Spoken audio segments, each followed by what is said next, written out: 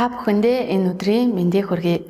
Өнөөдрийн хичээлээрээ зориг таны хөдөлгөөн сэдвээр бэлтгэлээ. Зөвхөн хүсэж мөрөөдснөрөө альвааг бүтээх боломжгүйгээс гадна хүссэндээ хүрч чадахгүйг та бид сайн мэднэ.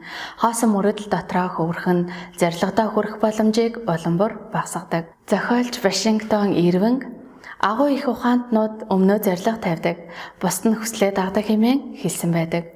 Зориг гэдэг ойлголт нь алс ирээдүйд хүрнэ гэж төлөвлөсөн эрмэлзлэл бөгөөд ойрын болон холын зориг хэмээн хугацаа тавьснаар хүсэл мөрөөдлөө зориг болгож буй хэрэг юм а.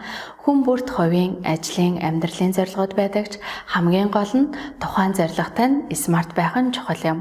Наривчлсан, хэмжигдэхүйц, хүрч чадахгүйц чухал, хугацаа хязгаартай зорилгууд тавих нь чухлаа.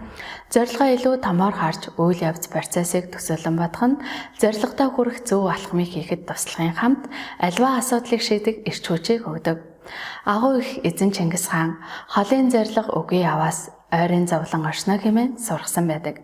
Амьдралын хэв маяг хандлага нь таны зорилготой нийцэх хүмүүстэй илүү их цагийг өнгөрүүлж тэдний эрч хүч хандлага зөв үлгэр дуурайл зэрэгсэн суралцаж амьдралдаа хийж хэрэгжүүлэхийг хүсэж буй зорилгодоо тэмүүлэн урагшлаарай.